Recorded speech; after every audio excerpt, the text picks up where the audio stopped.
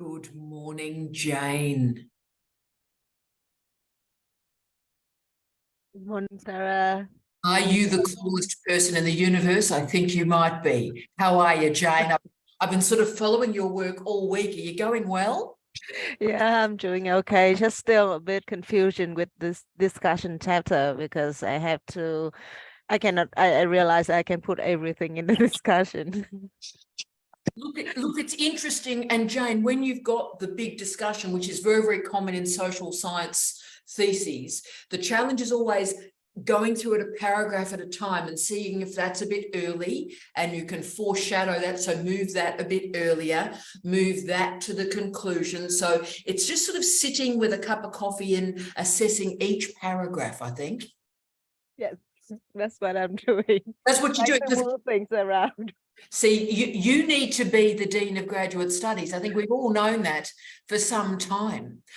You are the best, Jane. And good morning, colleagues. I am so thrilled to see all our favourite people are in, which is just magnificent. So hello to all our regulars in digital office hours. And like these people have been known around the world. So Edwin is becoming seriously famous online, but we all knew that was going to happen. Good morning, Edwin.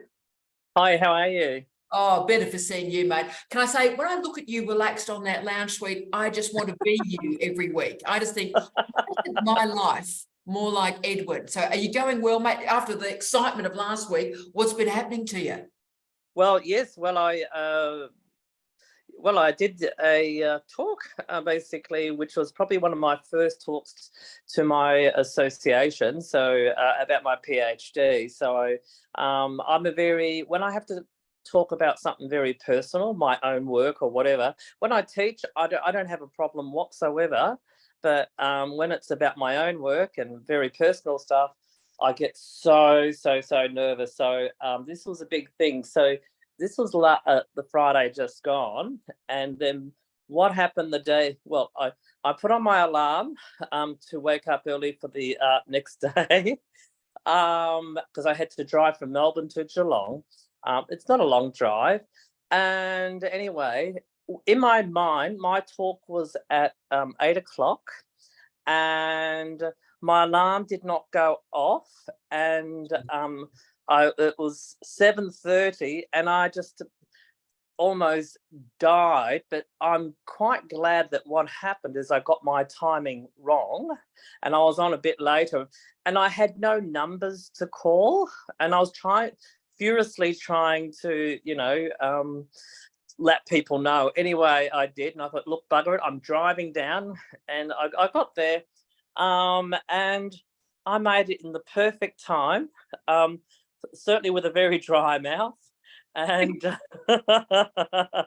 and then someone did ring me back eventually and said, "Don't worry, we're all good," and and everyone loved it, and I had all this so my half-hour talk and all these questions, and people were just I even had doctors coming up to me and asking all these questions about how they can change their practice, and I was gobsmacked. They thought it was lovely, and they absolutely thought it was great.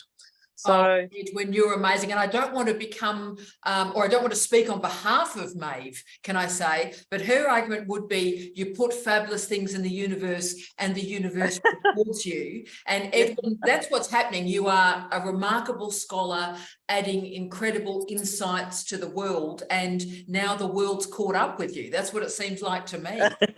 Yeah. So, I was, and then on, LinkedIn, people have been asking questions and bits and pieces. So, that's been fantastic. So I'm tickled pink with that, and so that was my first achievement. My second one was the chapter book of a book that I've been working on. So I put in the first draft on just yesterday. I didn't actually have to hand it in until August, actually, because they changed the date. But I said, look, I'll hand it in because I want it reviewed. And so if I'm going down the the wrong pathway, at least I'll know, and then I can try and fix it or whatever. But yeah, so that's in, and I'm thank goodness, So yeah, that is just amazing. We are so proud of you, Edwin, but we always are. You're an absolute superstar. And look, so colleagues, hello to everybody. I mean, Richard's gone, Richard's back. We can't start without Richard. And look, colleagues, we'll go to any questions or issues or things we'd like to all discuss as a family. I've done a bit of prep on Maeve's request about alternative income streams, so we can go there as required. But can I say, we've all seen the glamorous woman in white who's joined us, and can I say her former supervisor in black is just below her on the screen. But I just received an email from Eunice this morning, and I've just sort of had a bit of a cry. I had to go to the toilet and wash my face and stuff. So Eunice, would you like to share with the family the email that you sent to Professor Quinton and myself this morning? Oh, hold on. You were on before, Eunice, darling. That's it. Oh, okay. Am I on now? Oh, yeah. Go on. Yeah, so a big surprise. I received an email from Flinders this morning saying, at first I thought it was saying the graduation was the 27th of July, and I thought, oh, good grief, that's not going to happen. But no, apparently there's a conferral date. They've granted the award. The conferral date's the 27th of July. So that's apparently it. I still, people keep asking me how I feel. I wish I had some response. I don't know how I feel. It's weird. I think after it's just been so long of, when people ask, it's like, oh, this is happening, that's happening, this is happening. Now I've got nothing. I've got nothing to say. Are you still in shock, do you think, Eunice? I think so. I think it just, I don't know what I expected, but it, like that night when I just incidentally happened to check the email and found the response was there and it had passed, I couldn't even talk. I couldn't even tell my husband. I printed out the reports, put them in front of him. And because I do a lot of medico-legal stuff, I think he thought I was showing him some terrible disaster that had happened in a hospital or something. And he said, what's this? What's this? And I was blubbering, and he was thinking, oh my God, what's happened? Has someone sued her or something? What is going on? And I just couldn't talk. And he called our daughters, and they all wanted to talk to me. I couldn't talk to anybody. I could not speak for blubbering. But see that, don't you, because if you start, I'm gone, Eunice, you know that. I know. If you start, she's gone. Oh, wow. So, but that's the point. We were talking about it with Edwin as well, about he gets quite emotionally engaged when he's presenting his work. And that's because it matters. The emotion and the passion and the almost proto or post-linguistic relationship with it is because it matters, Eunice, darling. And that's, I mean, I'm hoping everybody's seeing Donna's so emotionally engaged. I know you two have been in touch as well. Donna, do you want to say hello? Hi, Donna. Do you want to say hello to Eunice? And then it's so nice to meet you finally. Oh, Donna, darling, you're on demute yourself, darling. Yeah, well, don't be too nice to me or I'll cry. Okay. It's just so lovely to, at this point in time, and I'm just so glad that we've connected at this time, because to be able to say very, very well done. I told you I was ill over the weekend, and I took the time to read the paper that you and Tara and Kate had written, and I went through it, and I was just blown away. And just the tenacity it required, the passion that, all those efforts that could have dimmed that, but it never did. And you just stuck in there because it mattered. And I was just so blown away by, that's probably not the most erudite or phrases to paraphrase Tara, my Tara, but I'm speaking from the heart. I really take my hat off to you because you stuck in there, and you know, fortune favors the brave, doesn't it? So well done. Thank you so much. Thank you. Oh, who knew we'd be starting here? I thought we'd be talking about making lots of money this morning, but we've started there now. Jamie Quinton, and of course I've noticed Paul's haircut. I need to sort of say wonderful Richard's in, and we love Richard. Arena's in, hello beautiful Arena, and Paul's had a haircut. We need to talk about that haircut shortly, Paul. That's unbelievable. Jamie, what do you want to say to Eunice just while Kate, Eunice, and I see Kylie's about as upset as I am, so I can't look at you, Kylie. I can't look at you at the moment. Jamie, what would you like to say about this moment? It's probably the highlight of 2023. Oh my God. So my question for you, Eunice, you know, so being someone who's on the autistic spectrum and having meltdowns, what you're describing is what I would call an emotional meltdown. A meltdown moment where you're overwhelmed, you don't know what to say, you don't know what to do, and you end up paralyzed and just feeling all this emotion, you know. But I want to say it's a wonderful thing when it's driven by positive emotions, and it's part of being human, and savor it, enjoy it, yeah. Right? So if someone were to ask you, Dr. Gribbins, how do you feel? Yeah. Oh God, can you keep going, Jamie? I need to get myself together for a second. Keep going. Well, I'm triggering myself, so I got to be careful. Yeah.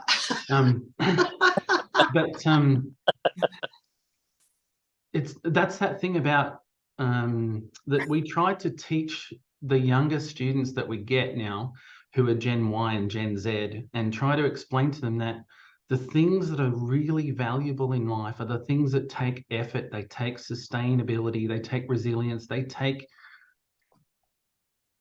resolve to battle through, right?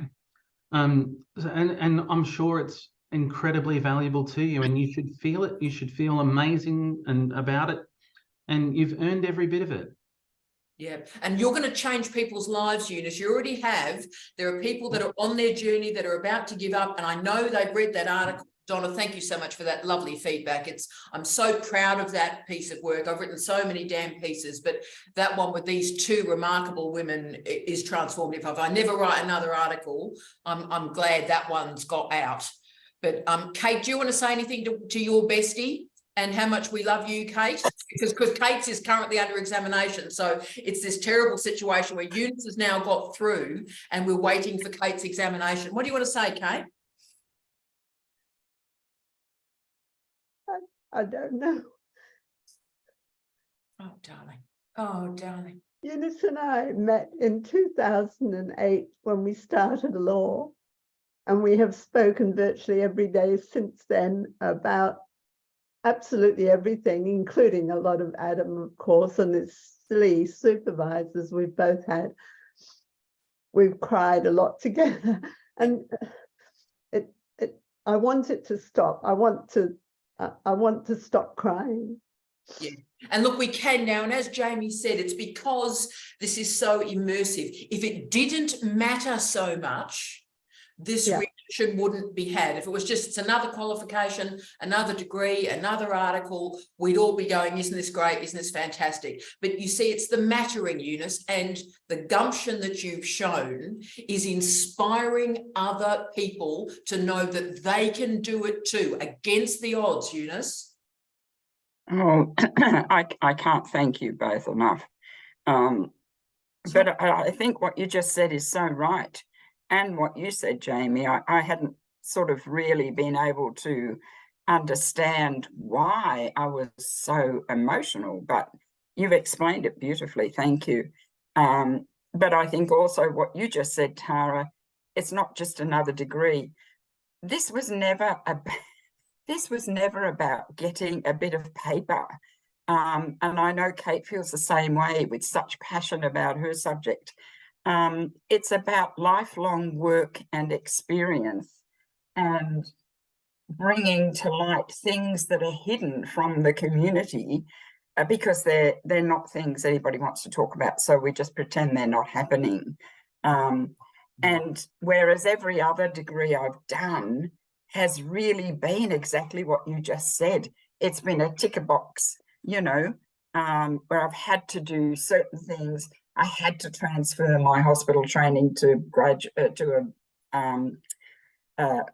a graduation, you know, through, I can't even speak, you know, a degree, because I needed to have a degree, even though I had decades of experience in nursing and other degrees. It wasn't enough. I had a postgrad degree in adult education. That wasn't enough to get me into health law. I had to have a bachelor's degree. That's what I was trying to say, to tick that box.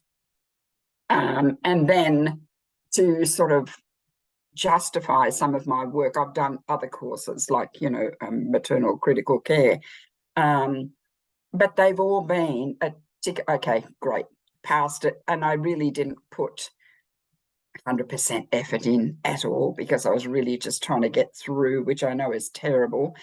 But you're right, this mattered so much. Whether anybody ever reads it, you know, you know, I can only hope they do, but if they do, well, I hope it brings some good and some change. Well, of course, we're going to be moving to the next stage for you, and indeed we may use that as the entree into the next bit that we're going to talk about that's going to become a Springer public health book pretty well immediately. I was waiting for the email you sent me this morning, and Eunice, you'll never get rid of me. I mean, you thought it might be over. It's like I'm electronically tagged to you. We never want to get rid of you. Oh, never. no, that's lovely. Is not the word. We are That's- so blessed that you and Jamie came into our lives. And look at all these amazing people. I've learned We so love much you. from listening to all of your amazing research that I'd never thought about or heard about. It's just unbelievable what's going on. But again, we don't hear about it because everybody's insular in their own university. It's only through your sharing and generosity that we all get to hear what other people are doing. And as I said, the University weirdest work is very isolating. It's amazing, Eunice. And I said, one of the weirdest thing is that Donna and you have met. I mean, that's one of the spookiest. For a completely different reason. You know, something else in my background. It's just because Donna's researching, you know, adoption, which I was adopted. And so we have an interest there. Just amazing. I wish you'd have been my social worker, Donna. I really do. Look, I think sort of Donna is everybody's social worker. She's certainly my social worker. My goodness me, Donna. Anyway, enough about me. Fantastic. But we're going to talk about books in a second, Eunice, but I obviously need to do the crucial conversation. We'll check if anybody's got a big question. I really want to hear that in a second, but obviously I've got to address the crucial first issue, which is Paul's haircut. So Paul, so why was that? I mean, I love it. I think you look great. You look sharp. You look edgy, bro. How was that determination made, Paul? Being wary that I'm speaking to people that live in a much hotter country than I don't deal with the heat very well. And it got to like 28, 30 degrees centigrade in the UK, and that's enough for me. And I'm digging our garden to lay a patio, and that was enough for me to cut it all off. Really boring, I know. But... No, you look edgy, you look sharp, you look edgy. I'm really excited. But yeah, in terms of heat, mate, it's respects from the tropics, mate.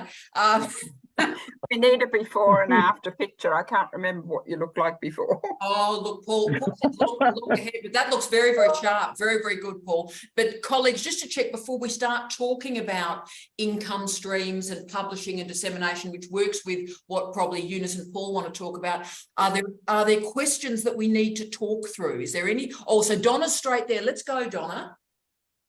I mean, this is by no means, it's not a priority at all. And if we don't get to it, it doesn't matter.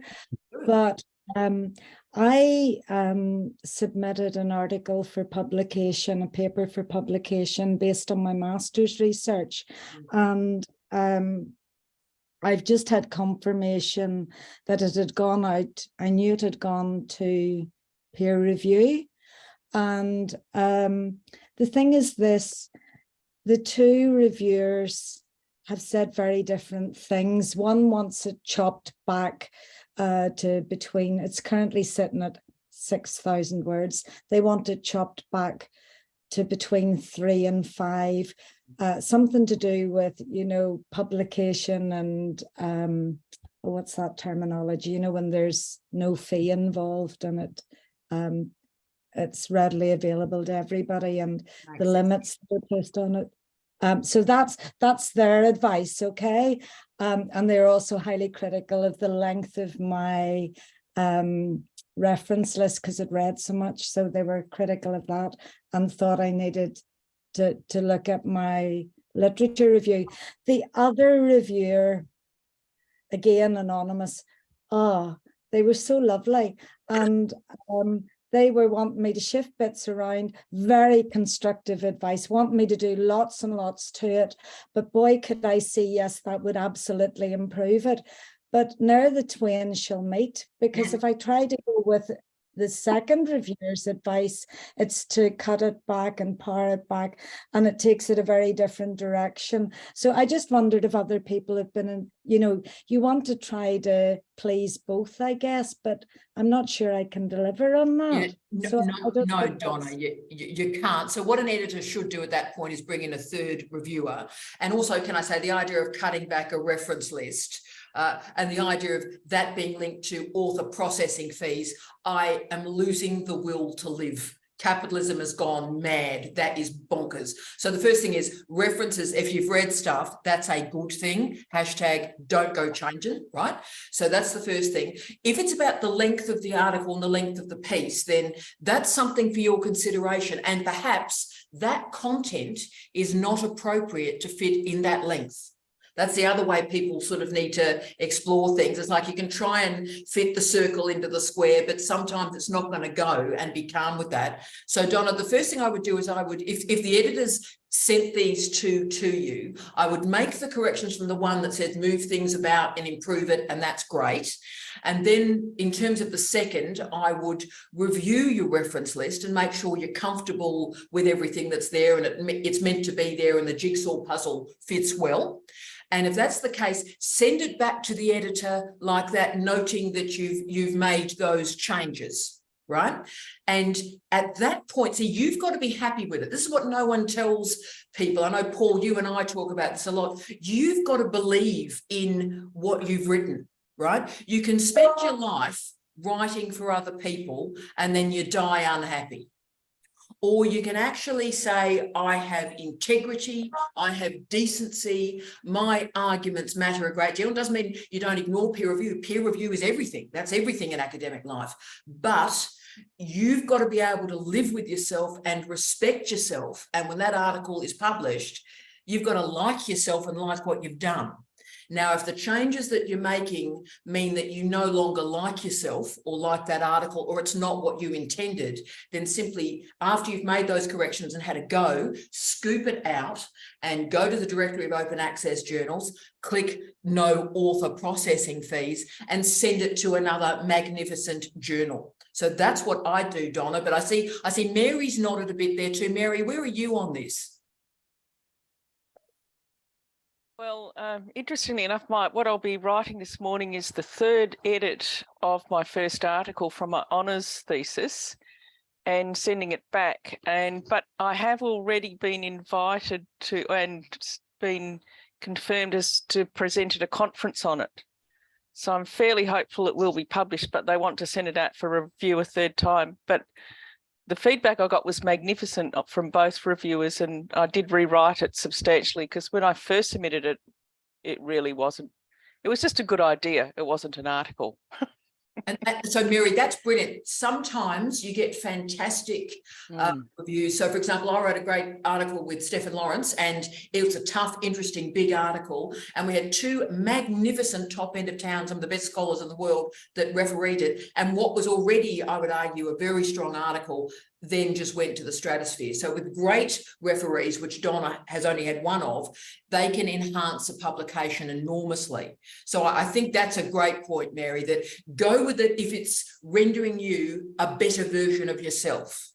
But the moment it's taking you away from where you want to be, then don't go there. So, yeah, so I think, look, we'll go to Paul and then straight to Gay. Paul, you and I think very similarly on this.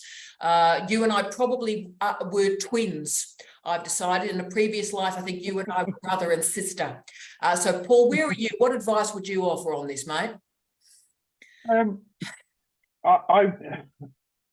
think you are the best advocate for your own research, and don't be afraid to move publication if it's changing your message.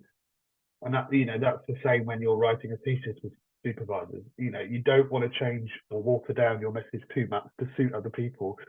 Don't be afraid to move publication. Look at open source stuff and or open access stuff, and yeah, just there'll be people crawling to get what you're writing about. So yeah, don't jump at the first one and change everything you're writing.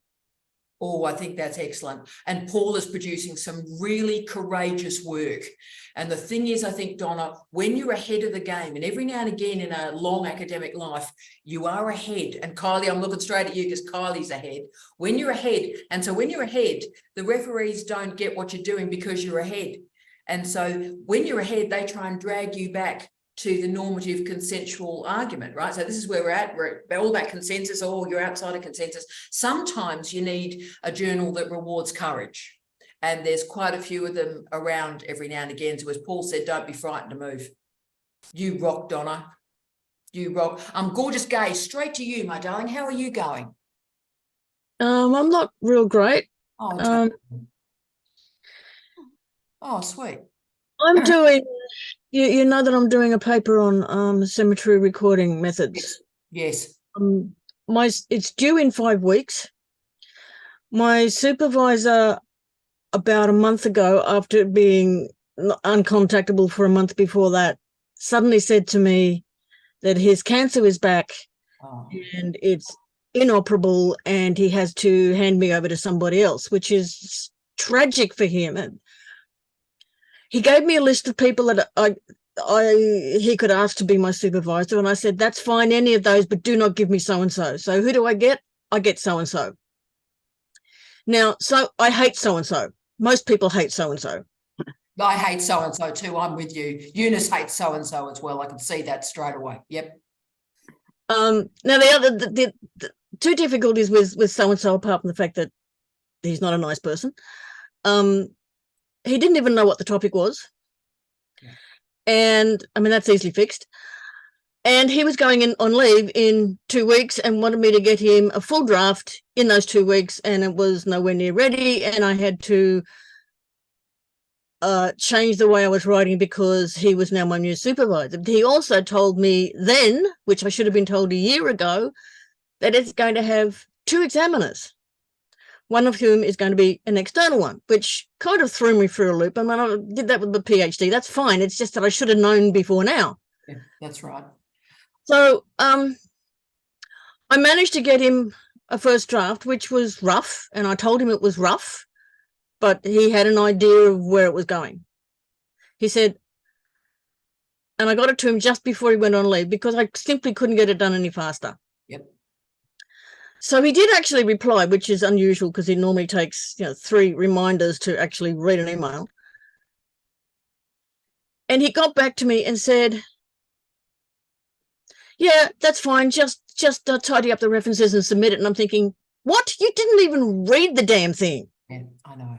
So I'm now thinking that I'm going to have to submit this without academic feedback. Yeah. Now, Gay, you've got two options, and of course, I'm always involved too. So if you want to send me to something to read, I'm always happy to read it. So the first thing is you'll get academic feedback from me. That's fine. But Gay, what I'd suggest to you is whoever is in charge. I mean, my 95-year-old father always used to say to me, "Don't talk to anybody who can't make a decision."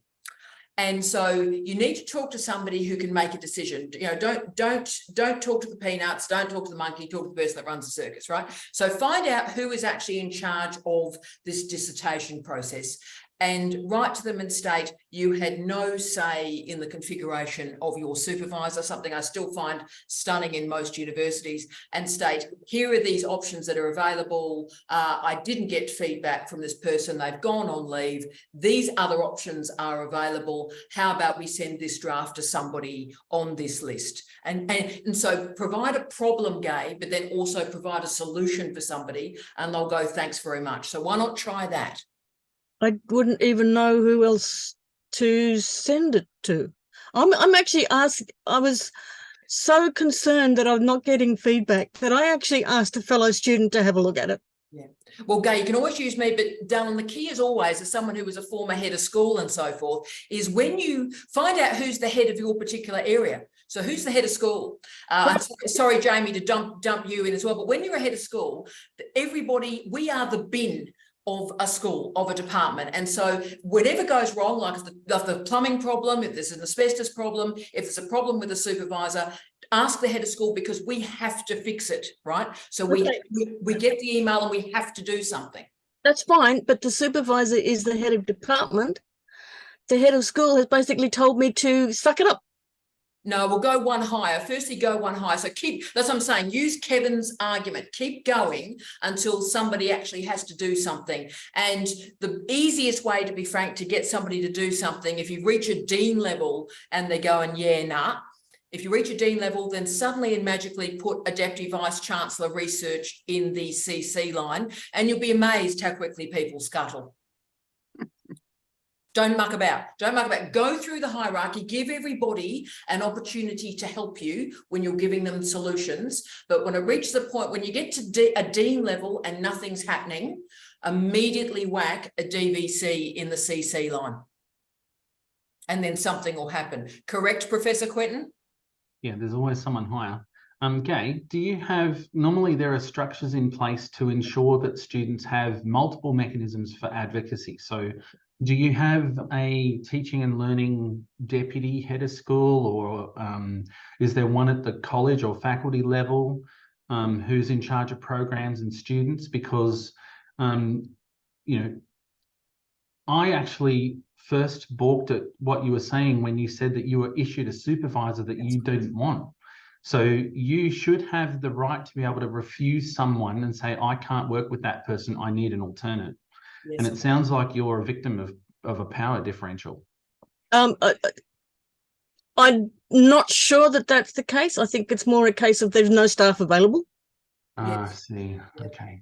That's occurring too, Gay. There's no doubt about that. The waves, the iterations of restructures through higher education are now kicking in. And as we've talked about over a lot of years, that's now impacting on higher degrees and on research degrees. It's taken a while to get there, but we're now there. So supervisory challenges are there. But your former supervisor gave you a list. So I'd be working that list, Gay. Yeah. Yeah. They're not available. There is something else happening here too, though, Gay. Your head of school is making it your problem when in fact it's the school's problem. Policies and procedures are there to back you. If you know what they are, you can hold them to the policies and procedures and say, this solution doesn't work for me. I'm within my rights to expect a different solution. And yes, as Tara said, there's always someone higher. There's always someone higher and someone more frightening. Work the fear, Gay, work the fear. And Maeve, straight in. Thanks, Kylie. Go for it, Maeve. Don't forget the student union as well. Well, that's exactly where Jamie was too. The student advocacy is important. Maeve, darling, talk to us. Yes, and also in your CC list, which I mean, you're already very experienced, Gay, but in your CC list, I wouldn't be frightened to go lateral as well. So progressions come to mind. A whole range of university services that you could get to back up your position. So I think what I'm hearing when if you don't mind my saying this, when Jamie and Tara are offering you ideas here, your mind is going to, but it's already in a kind of bad box. And I think that'd be the first thing that I would look at, because I've had big issues. And I, as Tara knows, I would tend to go internal and blame myself. So I'm not saying do that. That is always bad. But I do think that there's room for both, where you go, okay, how can I rethink this, reframe this, and move from where I'm at now to where I can be in a week? And I would take action, obviously, but I would also reflect and dig deep and see how you can transform the moment. And then I would go lateral, I would go hierarchical, and I would CC the hell out of it. Yeah, and Maeve, I think that's a great point. And what I'd say to you, Gay, as someone who is a middle manager, okay, I got middle manager tattooed on my forehead, so is Jamie. I cannot tell you what a challenge it is when a problem arrives in my inbox. And when a problem arrives in my inbox, I have to keep going until I solve it. That is the nature of being a middle manager, because these problems don't go away until you do solve them. That's the nature of these roles. So do try, my love, to just keep going up. And as Maeve said, keep going horizontally. And as Jamie said, start using the student union and student advocacy. And also, Gay, at the end of the day, you are a brilliant person. Use me. I'm happy to read it. And I don't think out of all the degrees I don't think I've ever had a functional supervisor ever. So if I'd waited for a supervisor to arrive, I would be dead before I finished a degree. So it's at a certain point, you know, we just got to back ourselves, girlfriend, and Gay, you're a bright woman and you can do it. But as I said, use me. I'm happy to read it. All right. Let's try that. Let's try that. Now, should I quickly go? Obviously, I had a list of 70,000 things to do today, but I wonder whether we should talk about, I mean, I've got 10 things about bringing in new income streams for you all, but I wonder whether, Maeve, the area you were interested in and we talked about in your meeting this week was about audiobooks. Do you want to start there with sound? And then Eunice, I'm a big fan of next week. Let's focus on the short book and the longer book and that sort of way of not only getting an income stream, but getting dissemination. So I think we save that because that's a big topic. But Maeve, let's talk about audiobooks, I think. Tell us about you and audiobooks, Maeve, because you raised that as a big area for yourself. Yes, thank you. Well, where to start with that? I think it's part of alternative strategies for me already. So, I mean, I would love to publish, you know, in writing, so to speak. But it occurs to me that I might first publish through audiobook, and then I might wait for that, and then that might get me to a publisher or a different publisher.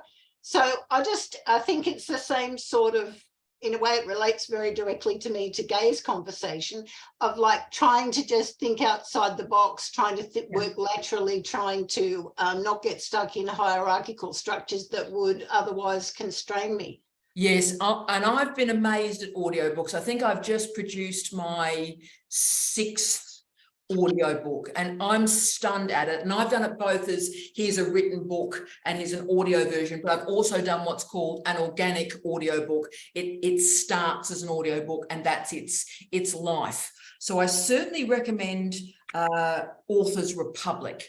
What changed my life is Authors Republic is an international publisher that has a very good, very transparent and very robust way of organizing the go. So what you do is you configure it. We might talk about how you do that. So you're going to need a reasonably high quality sonic file. You're going to need to master that. But again, all the specifications are listed about how to do that, relatively straightforward. And then you upload to Authors Republic and they're in charge of the ISBN, they're in charge of disseminating it to all the different audio publishers, including Audible, including Amazon, and they return, I think it's 70% of the price, the cover price of the audiobook is returned to you, and it's nice and cleanly done via a PayPal payment.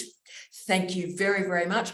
And look, Maeve, it may not, one book may not provide a lot of money for you, but certainly what we have found, noting that I have a very attractive sound engineer who happens to be a physicist, but what we found is that there is a cumulative component to it. So as one keeps adding to the stockpile of the audiobooks, they all talk to each other. And if people listen to you once and enjoy that, then it keeps going. And as we said to colleagues worried about their voice last week, if you remember, particularly for my Australians on the call, particularly Audible are after Australians and the Australian voice because it seemed to be internationally quite an attractive voice. So, Paul, I find that quite stunning. If I was choosing a sexy voice, I'm not sure I'd choose an Australian voice. It still sounds somewhat guttural to my ears, but it's an accent that seems to move quite smoothly through multiple nations. So I found Authors Republic excellent, and you can use them around the world, and they're a great distributor for your work, so you don't have to do too much, and they're great at paying and paying back. So that's been very, very useful. And as you've said, Maeve, so that's an income stream. It's not a huge one, but it can connect enormously to other projects that you may want to enact. And so therefore I should probably also then go to Substack. Who's on Substack? Anybody on Substack? No one's on Substack. See, Paul, I've been watching it for a year, right? So Substack's been in existence, I think it's since 2017. And they now have podcasts, by the way, which is why I've jumped there. So they now have a podcasting stream. But Substack was originally configured as a newsletter type formation. So people that wanted to commercialize their blogs, really. So, you know, I'm straight there to Mary. If you wanted to commercialize your blogs, then you're able to write a piece and you disseminate to subscribers. Now, there are currently 500,000 paid subscribers on Substack. Right. And again, it takes time though, Maeve. That's why it's good to start it during a PhD or in an early career to start to build that audience up. So if you've got something to say in a really significant area, and I mean, Donna's a great example of this as well. Kate and aged care is a great example. So when you have that particular area, you write content and then an email is sent out to subscribers and thanks for playing. Then they subscribe and money returns to you. So again, you've got good control over it. The corporate publishers and writers have used it. So a lot of people from the New York Times, journos from the New York Times have now moved on to Substack because it is that secondary income stream. So Paul, where were you going to go on this, brother? I was just answering Gay. Oh, I so see you brain were was replying to elsewhere. Gay. Yeah, so that's right. Oh, darling, that's fine. So Paul, in terms of you gaining alternative income streams, so let's just start there with you, because obviously you've got a lot going on at work, and as you know, being an academic, work is very, very unstable. Have you thought about bringing in those alternative, dough sources in? I have thought about it, and certainly, within what I research and what I'm interested in, it does spark a thought that I could possibly do it. To be honest, I haven't really entered the rabbit hole of it. I'm terrible, self-admitting, I'm quite bad at advertising myself. So that's a hurdle I need to get over and, kind of advertise my work to other people, I find difficult. So, I tell you what I'd do if I were you, Paul. Your research is so strong at the moment. It wouldn't take much more effort to record that, even if these are short pieces, even if this is an hour, and go on to Authors Republic, because I think that'll just gently show people how fantastic you are. So it's doing the sort of author branding and all that sort of terrible stuff that we seem to talk about. But then also it allows us to perhaps provide an alternative income stream for you going forward. Yeah. No, it's a good idea. I've noted that one. I haven't looked at that one before, so thank you. Yeah, and all sorts of links are available and possible too. So that's really good. And of course, I'm going straight to Jane. Jane, in terms of for you, Substack, see, leadership is such a big area. I mean, basically you add leadership as a keyword to anything and people start throwing money at you randomly, right? So Jane, obviously in terms of your incredible writing and metaphors and strategies, surely there'd be a great audience for you there, Jane. I just follow one person on Substack who focus on the methodology that I'm doing, interpretative phenomenological analysis, Michael Larkin. So I won't deep more to see how it's going. And thank you for your advice. Yeah, I think that there should be more spaces to spread our information, our knowledge. And Jane, certainly do read, and that's what I've been doing. I've been for the last year just reading Substack and getting a sense of it and watching the patterns and the flow of it. But Jane, I think you're ready to rumble. Seriously, I as I'm sort of saying to Maeve a lot, in some ways, don't hold back. It's the right time to start to develop that author platform and that trajectory of finance now. So Jane, I'd, and open it up and let us all know so we can all follow you and stuff. do that. and just start, darling, because you know life's too short, and all of a sudden the PhD's done, and you're needing that sort of author profile to publicize the articles and the books and the wonderful work you're doing. And Substack is a great way to do that. Yes. Hey. Maybe. I think that I have to submit my thesis first. Right now it's a bit I understand. too much, yes, but yeah, I definitely go back to the person I follow and see how I can introduce my research over there. Absolutely, Jane, and don't hesitate. So, Richard, where are you on alternative income streams and bringing in dough that you've got a bit of control over? What's your vibe on this, Richard? Well, I'm coming at this from the angle that I have a job. I spend all my time creating books for other people, whether I'm designing that and editing that. So that's two sides to things. And I'm trying to get some academics side to that. Who knows, how it all shakes out, how many hours in the day and things like that. So I have ways of doing things that kind of dovetail in with that. So I'm just all ears for how you can turn something that is theoretically academic into money, because that allows me to drop some of that other stuff. And see, that's exactly right. And I mean, Richard, and my poor husband hears me say this every day, you've got to pay yourself first. So the trouble is the work that you're doing will fill every available second of your life. And when we're all in these jobs will just colonize everything that we have. So therefore, at a certain point in our lives, we have to make a decision that, you know what, we're going to cleave a little bit, we're going to cleave half an hour away to, you know what, every day I'm going to just focus on just creating a little bit of an audio book every day and then submitting that and just having that moving, right? Or it might be Substack, where, okay, you're a wonderful writer, Richard, so 500 words, put it there, and it might take 3 months to suddenly get that subscription model in place and income is available. But I suppose, Richard, what I know, and Paul, you must think this too, is that these are really frightening times, right?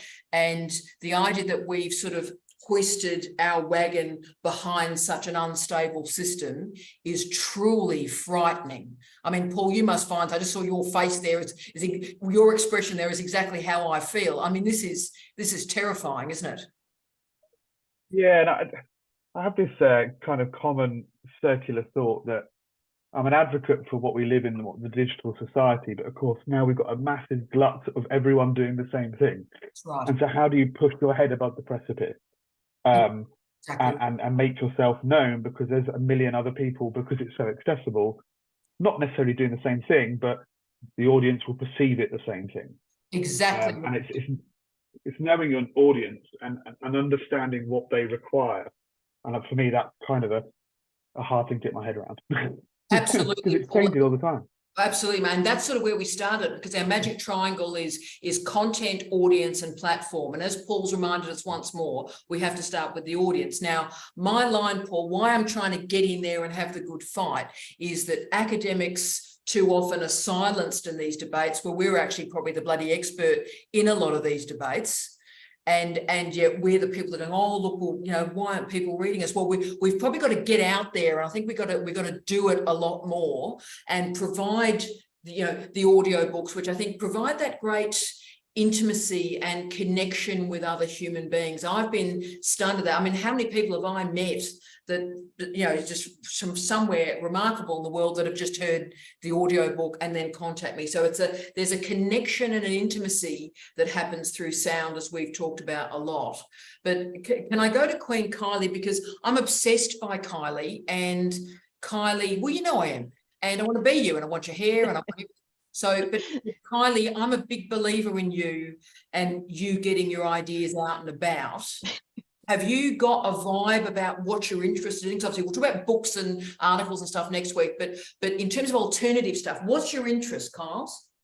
Before I go any further, I just want to thank you. I've had a crap of a week, and that's the nicest thing. I know. We just had an issue at our university that FM are handling with, and it's been a crap, and I've questioned everything and my PhD. And thank you, Jamie, for your comment on something on Facebook, because that made my night. And so, yeah, so thank you, because I think this is the place we all come to and we all go, you know what, we're safe and we can all pick each other up. So this morning's was great. To answer your question, at the moment, and because I'm sort of on that periphery being in facilities management, my extra substream is contract marking. I do that. I've done it before I came to the uni.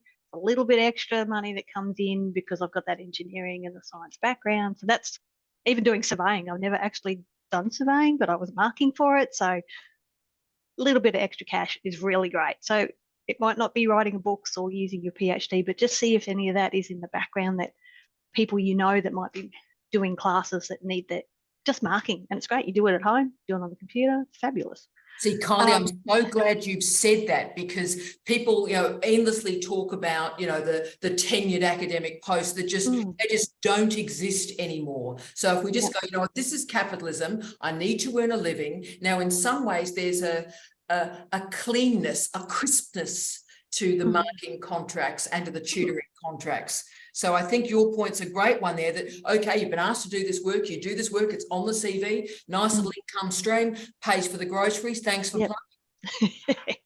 But looking for my PhD side of things with the extra income stream, that was one of my thoughts when I first went into it. I knew the problem, I knew the issue coming from industry, that why was this working, blah, blah, blah. 5-6 years later, I've got this idea that whatever comes out at the end will almost be my little box that I can then on-sell to local governments or to associations, because this is the training package that they might need, or this is the support that the people might need. So that's always been in the back of my head. Publishing, it's not a big area that local government personnel sort of get into, but it could be for government. So yeah, still working my head around that. Now, Kylie, let's and Maeve, can you remind me, Kylie, let's talk about the role of the small book in consultancy and policy management next week. It was one of my things to talk about, but let's make that the big ticket item, because, Carl, just to give you a taster on it, I mean, I've published 20 books, but one of them was about small cities. And I think I called the book Unique Urbanity, right? So I thought, about 5 people and a banana will read it. But needless to say, the 5 people and a banana who did read it were all from the New South Wales Regional Tourism Association. And so the book was great, but can I say I particularly enjoyed the $3,500 that I received for the keynote address that they asked me to do for their dig. And I also particularly enjoyed the consultancy money that came from all the local governments upon that. So, Kyles, we're going to talk about that. Let's next week talk about the small books and triangulating and using that almost as a writing calling card, Kyles, for consultancy and for layers of government. Yeah. It's your right, and let's scaffold you now to make that a real thing, okay? Thanks. Oh, we have a day. We love Kylie, darling, we love you. I can't imagine what you've been through this week, but you are precious, and we've got you, Angel, all right? We've got you, all right? Now, the legendary Ian with the most magnificent door in the Southern Hemisphere is talking to us. So, Ian, where are you on this, mate? This will be fascinating. Or sound, mate. Yeah, sound might be helpful.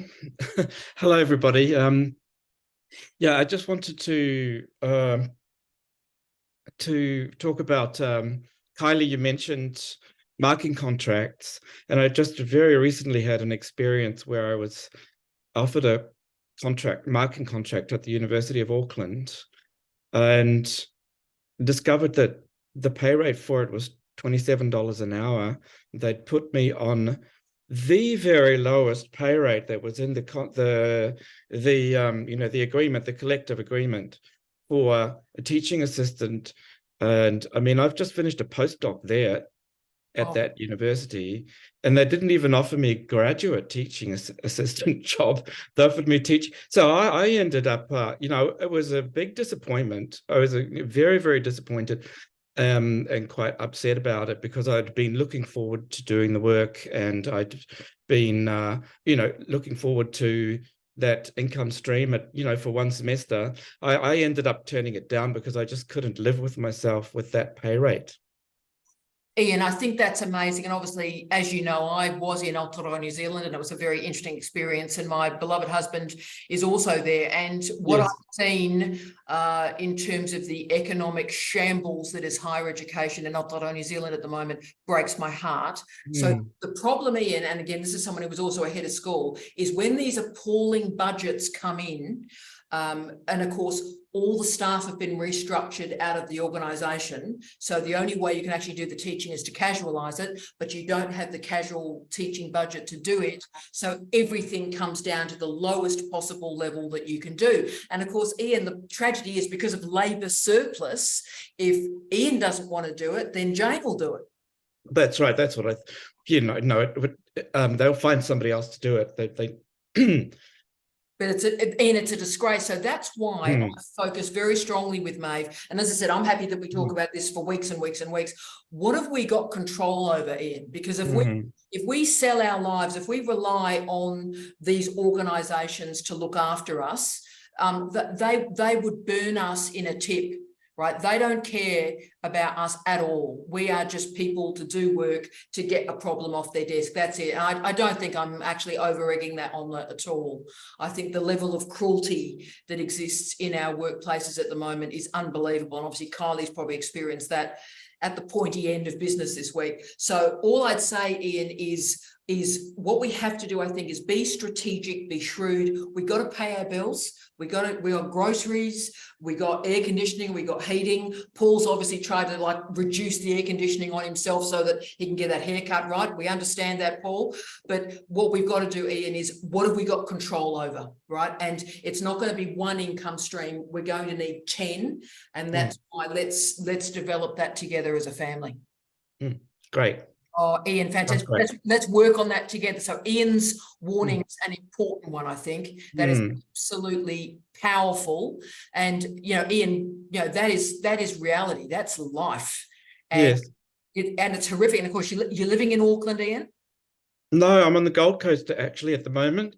I was going to go back to Auckland for that position because I'd been teaching on their Korean language program as a Korean language instructor on $39 an hour, and then for this marking position, then they offered me 27, and I queried it. I said, I was on this pay rate last semester.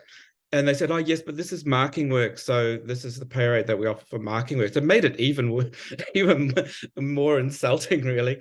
Well, So, this is marking work. It's only assessment that actually organises whether or not someone should get a degree. So it's clearly not that important, is it? Exactly. Essays on Korean studies topics. Okay, well, good luck with finding somebody else in New Zealand. I was going to say there's a big Labor surplus there, isn't there? Not, right? So I think Ian's warning to us all is powerful, colleagues. Let's all ponder that through the week. Let's remember Kylie's example. Let's hold on to Edwin's powerful success that's happening at the moment. And remember, Queen Eunice, that all of this matters, and it matters so very much. So together, let's come up with every strategy we can all think of as a family to create independence for us, so that we no longer have to sell our soul to people that we wouldn't trust to actually go to the toilet unaided. So colleagues, I wish you all incredibly well. Eunice, we love you more than life. We are so proud of you. And for the colleagues that I'm going to see you in Right Club, see you shortly. Darling ones, have a lovely week. Paul, you're a rock star. Colleagues that have joined us in the middle of the night, you're amazing. See you soon, dear friends. Bye-bye. Bye-bye. Fantastic.